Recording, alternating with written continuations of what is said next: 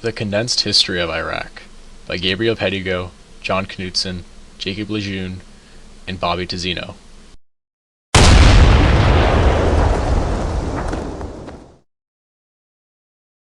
Quick question. What does a 24-hour day, writing, and the start of human civilization all have in common? The answer is Iraq.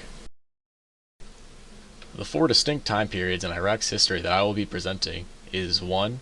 The dawn of civilization, up until the beginning of the 20th century. 2. The early 20th century, up until 1979 when Saddam Hussein came to power.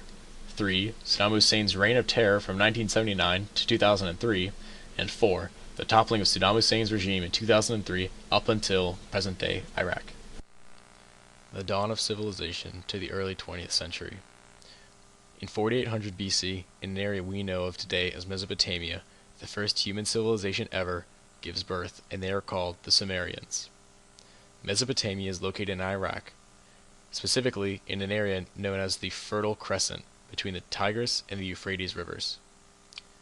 Iraq as we know it today was fractured into many different pieces of land throughout history, whose owners were civilizations that came and went as time progressed. These civilizations ranged from the Babylonians to the Ottoman Empire and everyone in between. These civilizations held many inventions such as writing, the 24-hour day, a code of laws, and much, much more. It is also important to note that this area was pivotal to many different religions, most notably Islam, when it was a part of many different Islamic caliphates. Baghdad, the capital of modern-day Iraq, was a very influential and powerful city from its beginning in 762 AD until 1258 AD, when Mongolian invaders attacked and destroyed most of it. Here is a picture of Mesopotamia. It was the birthplace of human civilization, and it was in the center of Iraq. Ancient Sumerian stone artifacts. Here are some ancient Sumerian stone artifacts that were made in Iraq to record their ancient history. The Hanging Gardens of Babylon. This is a drawing of the ancient civilization known as Babylon. It was one of the major cities in Iraq. It was built in between the Euphrates and the Tigris. The early 20th century to 1979. Iraq was highly sought after by foreign powers for its oil potential in the early part of the 20th century. It was a member of the Ottoman Empire until 1918, when World War I ended and the Ottoman Empire dissolved. Many secret agreements took place between countries such as Great Britain, France, and Russia for who would get what in the Middle East when World War I ended. The British were ultimately given complete control of modern-day Iraq at the 1919 Paris Peace Conference following World War I and made it a monarchy ruled by the King Faisal. Oil was first discovered in 1927 around the Mosul region of Iraq. Following this, the Iraqi Petroleum Company was formed by the Anglo-Iranian Oil Company, Royal Dutch Shell, Mobil, and Standard Oil of New Jersey.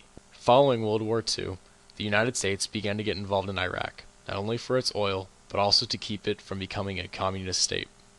Until 1979, when Saddam Hussein took power, the Iraqi government was ruled by many short-term leaders as a result of various military coups. This is King Faisal of Iraq. He was the leader of the monarchy that Great Britain had put into place after World War I. The Sykes-Picot Agreement of 1916 was a secret agreement between nations to split Iraq into several regions. Here is the flag of the Iraqi Petroleum Company. 1979 to 2003. Iraq came under the control of Saddam Hussein, and he dragged Iraq into many wars, those including the Iraq-Iran War, the Gulf War, and the War on Terror. Iraq had much Western support during the war with Iran. However, it quickly diminished when Iraq started to invade Gulf countries and attack oil platforms. Iraq's economy was saved only due to its unexpectedly high oil revenues and because of its oil deals with America. Iraq was invaded by a coalition of 33 countries, and its infrastructure was destroyed in the process. Iraq's leader Saddam Hussein had taken part in the terrorist attack during 9/11, and this caused America to invade in Iraq. Iraq was invaded in March 2003, and the Iraqi forces were effectively overcome within the following month. Iraq was left in a very poor economic and political state after the American invasion, but had recovered slightly when the UN sanctions were lifted. Here is a picture of Iraq's dictator Saddam Hussein. Here is one of the images that was taken during the terrorist attack on the Twin Towers, which was aided by Saddam Hussein, the fall of Saddam Hussein's regime. The picture shows the Iraqi people and American forces bringing down the oppressive dictator's monument. 2003 to the present day. Saddam Hussein was removed from office in 2003 by an international coalition. The U.S. military stayed in the country and acted as an overseer following Hussein's removal. The U.S. military left the country in the late 2000s and early 2010s. Islamic radicals known as ISIS or the Islamic State stepped in following the U.S.'s departure and wreaked havoc on Iraq and its neighbors. ISIS is taking over oil fields in Iraq and using them to fund their terrorist organization by selling the oil at a much lower price. Luckily, most of Iraq's oil reserves lie in the southern portion of the country. Meanwhile, ISIS only controls some in the north. Poor leadership, accompanied by multiple groups who have conflicting opinions, prevents Iraq or anyone else in the region from getting rid of ISIS. This has caused oil investment to go down drastically in the region, hurting the Middle Eastern nations in OPEC, which is the organization of oil exporting countries. Here is a map of Iraq's demographics by region. It shows the Sunni Kurds in the north, Sunni Arabs in the west, and the Shia Arabs in the southeast. Here's a map of ISIS as of June 12, 2014. It shows that ISIS has occupied very much of the northwestern portion of Iraq. Here is a picture of the graph of oil prices over the years. Notice that as of late, the prices of oil have gone down. This is a combination of ISIS's ability to sell the oil that they steal at a lower price than others, but also the result of OPEC countries producing more oil in order to fund their war against ISIS. Here is a review of the main points to remember. 1. From the beginning, Iraq has had many notable civilizations control its resourceful land, and from that combination, many inventions that aided the advancement of the human race were created. 2. Iraq was highly sought after by many world powers at the beginning of the 20th century, and always found itself in the crosshairs of those who wanted its expensive oil reserves. 3.